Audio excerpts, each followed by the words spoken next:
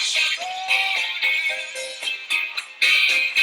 only one thing in common, they got the fire down below. Here comes the rich man, this big long limousine. Here comes the poor man, all you got to have is scream. Here comes the banker, and the lawyer, and the cop. One thing for certain, they ain't never gonna stop. When it gets too heavy, oh, they come and they go. They love to go. With only one thing in common, what's that? That's it. Yeah, happens out in Vegas, happens in Moline, on the blue blood streets of Boston. Okay, hi, today for Algebra 2 we're going to be covering Chapter 5-2, which is about polynomials, linear factors, and zeros. So, let me jump right in. So this is about factoring. So hopefully you guys are remembering how to do this. You know, what is the factored form of y equals x to the third minus 2x squared minus 15x? Now, there's a nice trick to this one, and the trick is that you know, things are gonna get much easier if I see that all three of these have x's in them, which means I can pull an x out immediately. And if I subtract 1 from each one of those exponents, I had 3 x's here. I pulled 1 outside of the parentheses, which leaves me with 2 left. I had 2 x's here, but I pulled 1 outside the parentheses here, so I've got 1 left, which leaves me with just minus 2x. I had an x over here, but I pulled it out in front, so there's no more x there. Therefore, I have just minus 15. All right, so that's how I'm going to start. And the next thing I'm going to do is factor what's inside the parentheses there.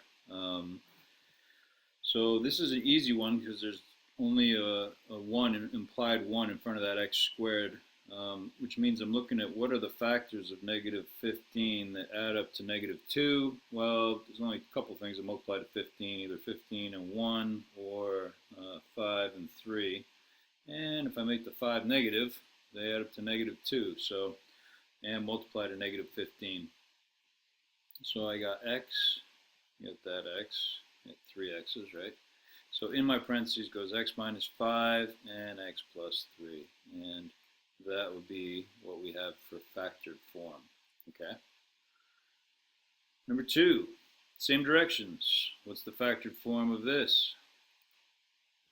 So first thing, notice that they all have an x. Pull it out and then see what's left. Let's see, 3x's minus 1x is x squared. 2x minus 1x is 1x. 12x, take the x out, left with minus 12. Well, it multiplies to negative 12 and adds up to negative 1. Reminding yourselves there's an implied 1 in front there, in front of that x. Oops. Okay, so 6 and 2, 4 and 3, 12 and 1 are the only things that multiply to 12. 4 and 3 are good because if I subtract those, you get 1. If I make the 4 negative, then I get negative 1. So I got x minus 4 and x plus 3. Don't forget that extra x outside there. Then that's what the answer would be. Okay, not too bad so far. All right, this one's got a little more to it. This one says find the zeros of x plus 2, x minus 1, and x minus 3, and then graph it. Okay, so the zeros will be what makes you know, this polynomial. If I plug in a 0 for the y, I got x plus 2, x minus 1,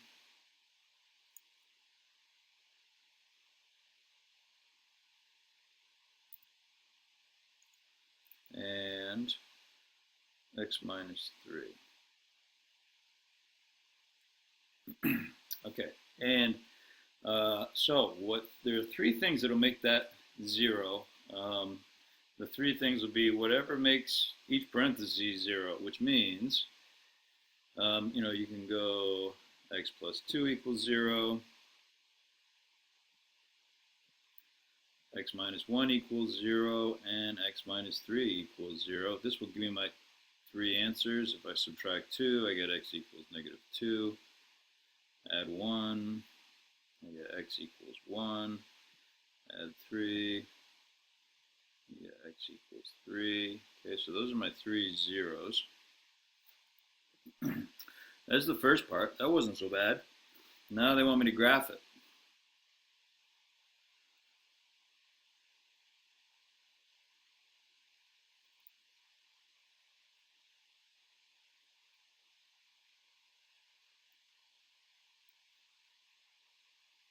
Graph it down here. I've actually been giving myself a little bit of run.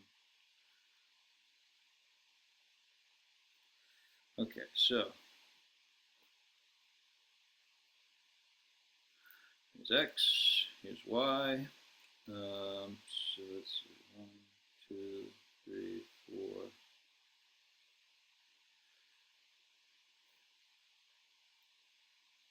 Negative 1, negative 2, negative 3, negative 4. 1, 2, 3, 4.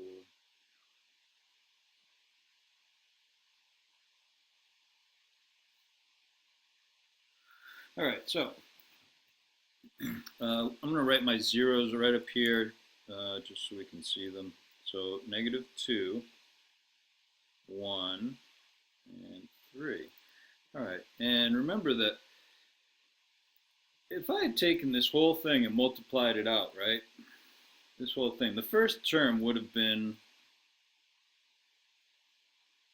y equals x to the third, because that's what you get when you multiply x times x times x, all right?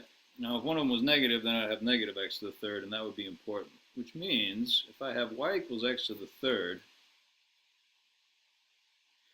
the end behavior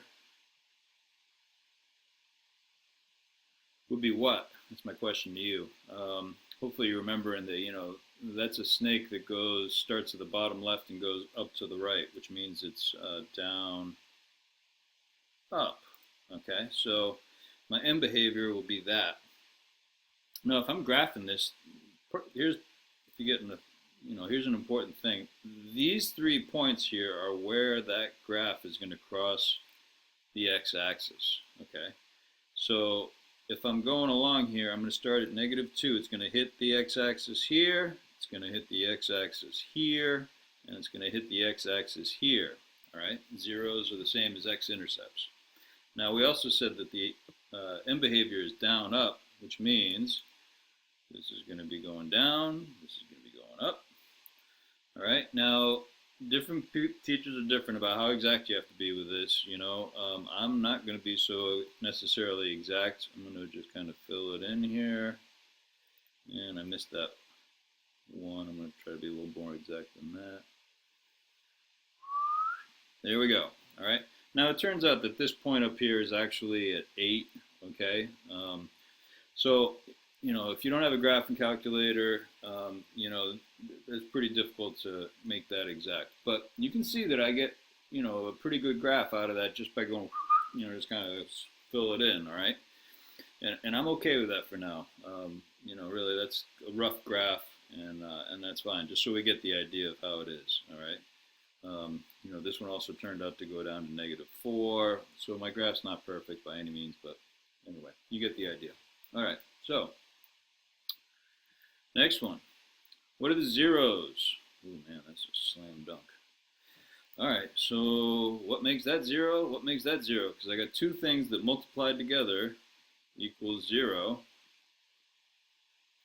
This could be, what are the x-intercepts would be the same question, be the same answers. So x minus 1 equals 0 and x plus 2 equals 0. Therefore, if you add 1, you get x equals 1 minus 2. X equals negative 2. There's your two zeros. And moving on to the next one. what are the x-intercepts of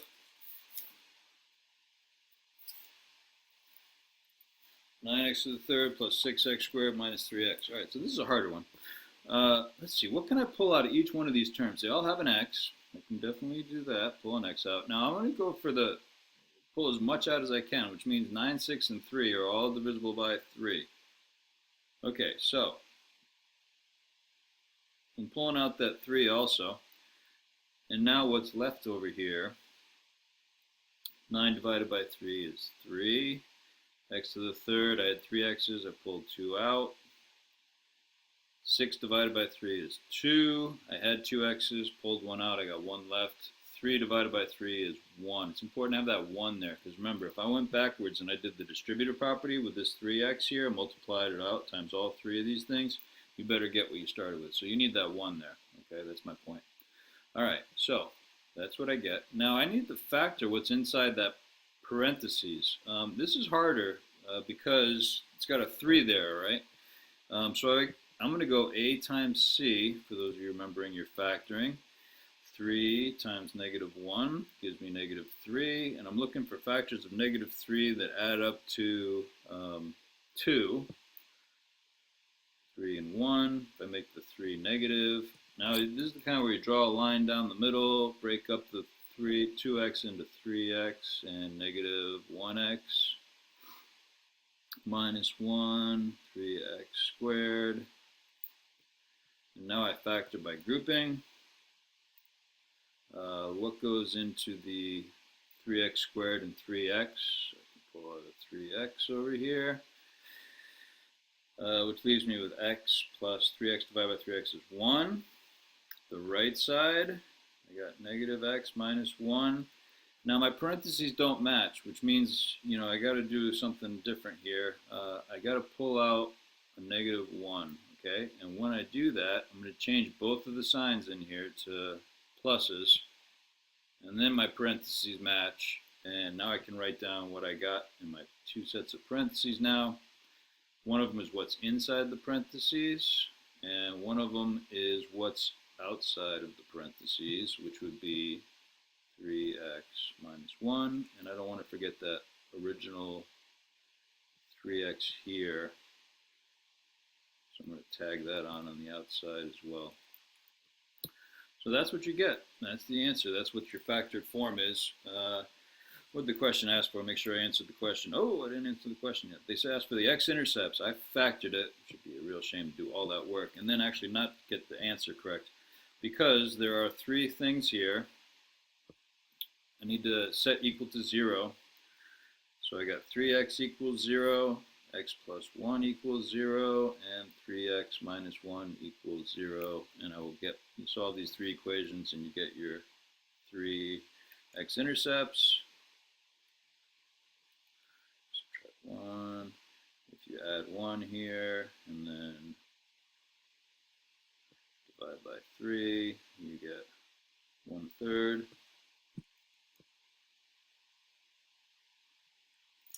Okay, so those are your 3 answers.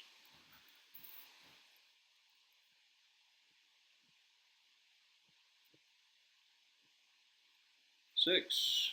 What is a cubic polynomial with -2, 2, and 3?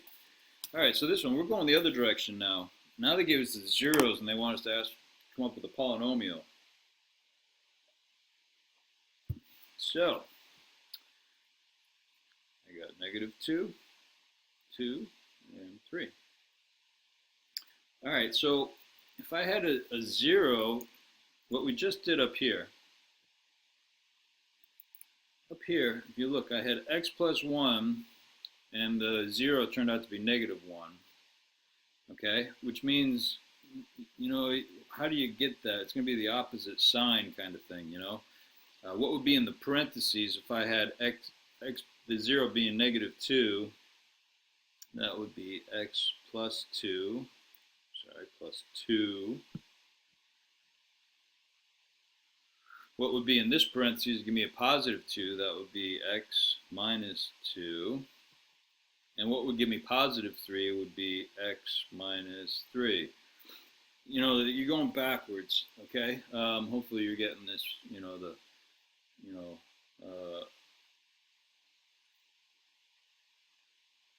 I guess you could go like this, right? You could also go equals x, and then I want to know what it is when it's 0. So if you go subtract 3, it would be your x minus 3. Okay, that's another way you could do it. Set them equal to x, and then get it to 0. Okay. All right. Anyway, so this is where I'm starting now. This equals 0. Now, what I got to do is I got to multiply all three of those things together.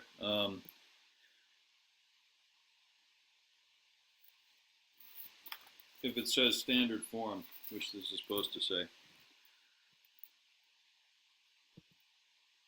in standard form. Okay, all right, so now I'm going to start with these two right here. I like that. I can multiply that right out without doing any work. That's a difference of two squares. Square the front number, square the back number. X times x is x squared. 2 times 2 is 4. Throw a subtraction sign in there. If you didn't like that, you could go do it by FOIL or box technique, okay?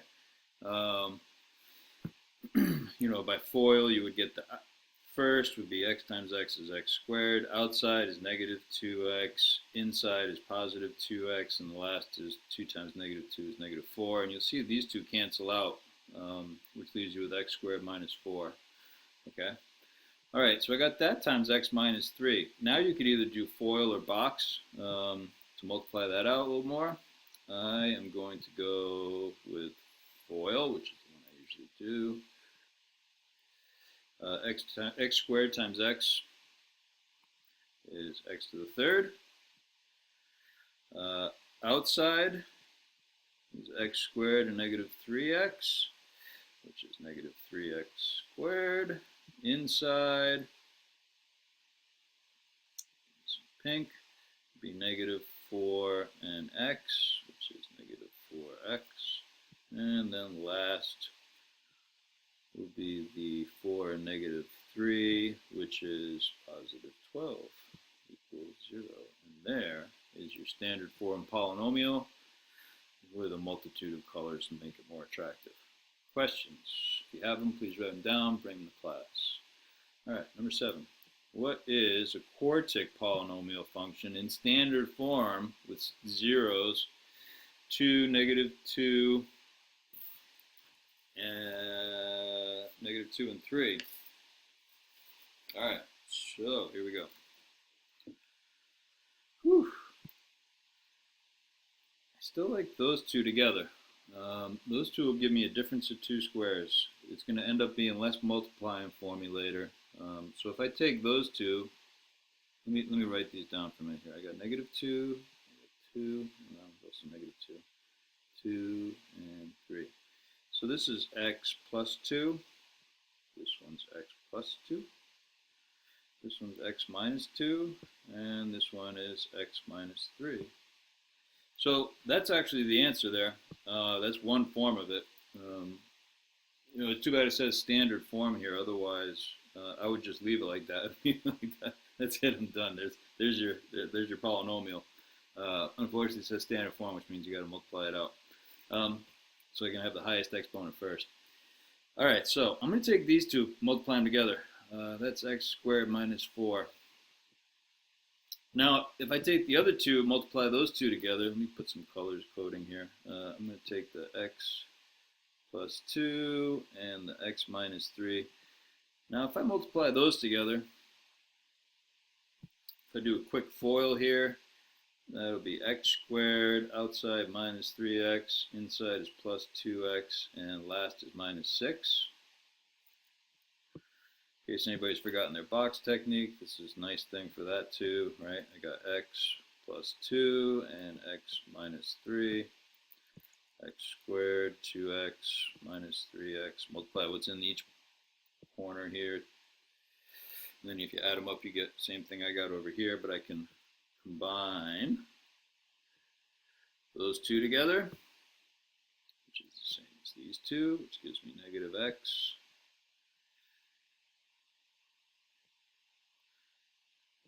All right, so here we go. I'm not done yet. I got to multiply these two together. I really like box for this setup over here. I'm gonna have a 2 by 3. Okay.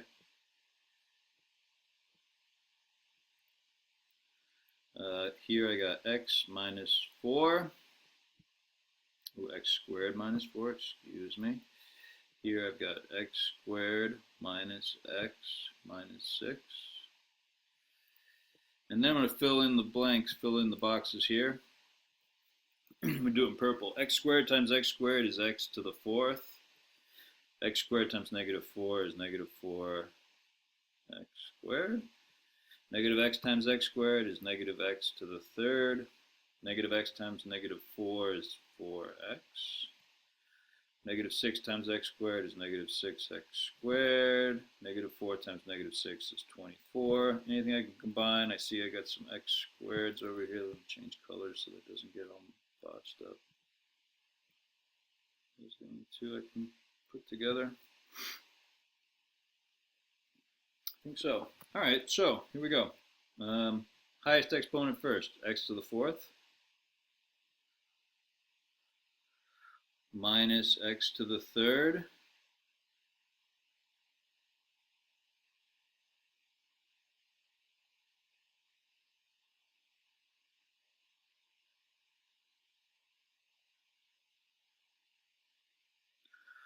Sorry, I had a momentary lapse there. Negative 4 and negative 6 is negative 10x squared, and plus 4x plus 24. I don't think I missed anything there. Nope, that's it. Equals y, and there's my polynomial. All right? Very good. That was a hard one. All right. Next. You try. What is a cubic polynomial with zeros negative 3, 3, and 3? That one's easier than the one we just did. So let's see, I think that was my last one. All right, so I'm going to close it out there. You can bring this one to class. And I'm going to close out with a little more music. You guys have a great night.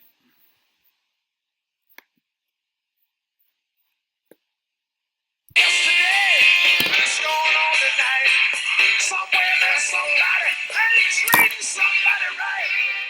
Looking out for Rosie, she's looking mighty fine. Smoking the streets for Nancy, you'll find her every time.